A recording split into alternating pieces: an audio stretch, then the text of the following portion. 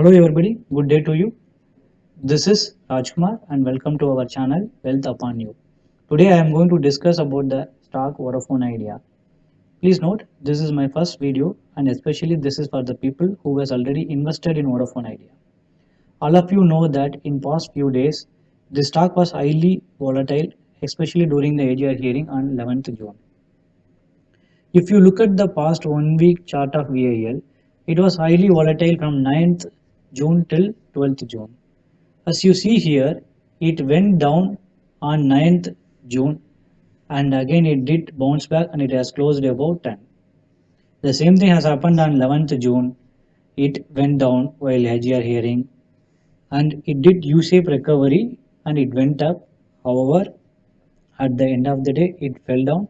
All of you know the reason. It is because of Supreme Court's order on the AGR issue. However, on the next day, on 12th June, the stock has fell down. It hit two continuous LC lowest circuit. However, after that, it has gradually recovered and it has closed above 10. Actually, this is little bit of positive sign. However, I think many of VIL investors are really confused and don't know what to do at this stage. The intention of this video is to share my analysis so as I believe it will help VIL investors to further assess the risk reward ratio and accordingly they can take their own stand. This analysis is only about the survival of VIL based on some facts, whether VIL will survive or not. We are not going to discuss about the technical or financial things in detail in this video. The reason is simple. If VIL is able to survive, then its fair value should not be less than its book value. Okay, let's move on. In the first part, let us see whether Government of India can afford shutdown of VIL. My answer is a big no.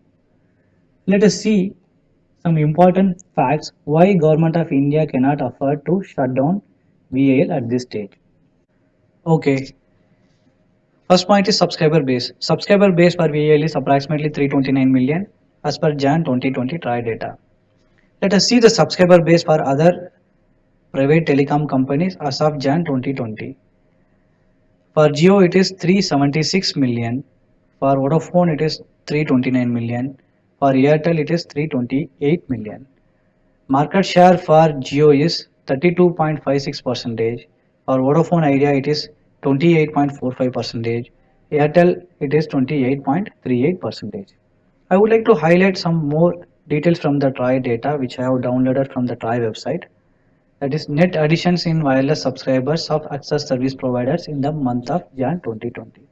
As per this, Jio has added approximately 6.5 million customers in the month of Jan 2020, whereas Vodafone Idea has lost approximately 3.6 million customers in the month of Jan 2020. This was highly projected in all medias. However, no media has highlighted or discussed about one important point, that is active wireless subscriber VLR data from the TRAI data. That is active subscriber base for Airtel is 95.37%, for Vodafone Idea it is 90.36%, for Jio it is only 82.26%, which means 17% of Jio's customers have not used their SIM card. That is approximately 60 crore people have not used their SIM cards or they are not active in the month of Jan 2020. So if you look at the active customer base, it is more or less in the same range for all these three telecom companies.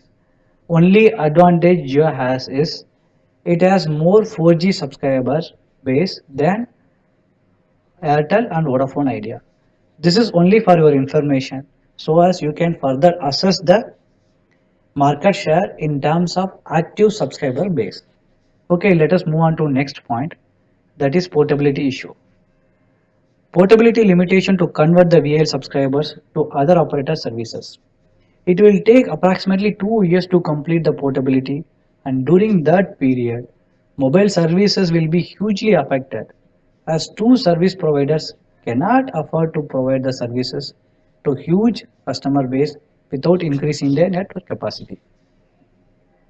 You can refer the news from Economic Times to understand the portability issues. Can refer the news dated Feb 28, 2020. Dot braces for worst base mobile number porting capacity. You will get more details in this news. However, I would like to quickly highlight only one point from this news, that is, according to the people of the development, the government was informed that at the most 5 lakh customers can be ported out each day on a combined basis by the two MNP providers, which means porting capacity per day is 5 lakh customers. If people are working even for 30 days in a month, they will be able to port out only 1.5 crore customers per month. So approximately it will take 2 years to convert the to port out 30 crore VAL customer to other service providers. Okay, let's move on to next point. VAL owes approximately 80,000 crores to Government of India for spectrum purchase. Many banks have loan exposure to VAL, which is approximately 20,000 crores. Already banks are in serious trouble due to the mounting NPA. So if VAL starts, it will be additional burden in the banking sectors. You might have noticed on 11th June, after the court order, almost most of the banks' stock has fallen. That is the reason. That is because of this reason. You will get more details in the Economic Times news dated 15th Feb 2020. Banks fear surge in bad loans.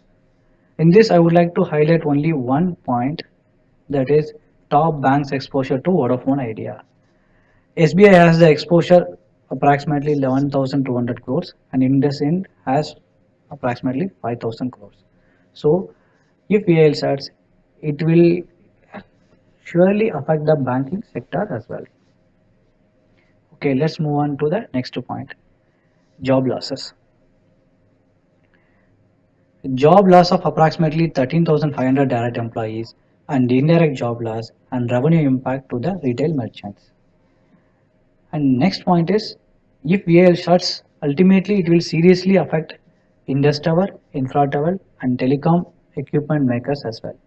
There will be major reduction in tenancy for the tower companies and demand for telecom equipment will reduce, which will result in the further job loss and potential bad loan exposure to the banks. You can refer the news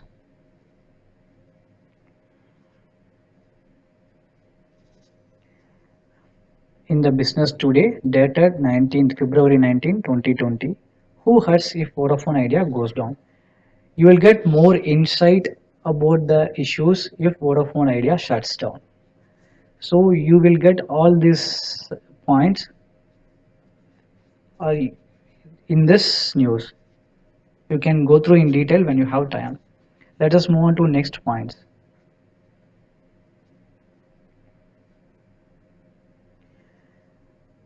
Government of India is emphasizing the ease of doing business to attract foreign investment.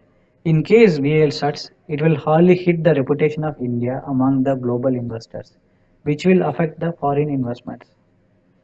And monopoly or biopoly in telecom sector will have impact on government revenues as it will not get fair valuation for 5G spectrum.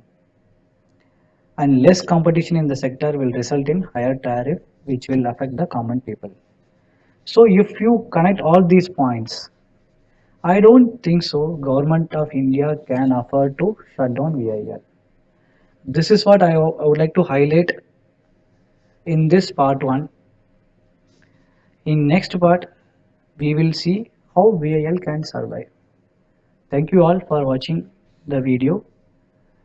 I request you all to subscribe to our channel if you like our video. Thank you. Thank you very much.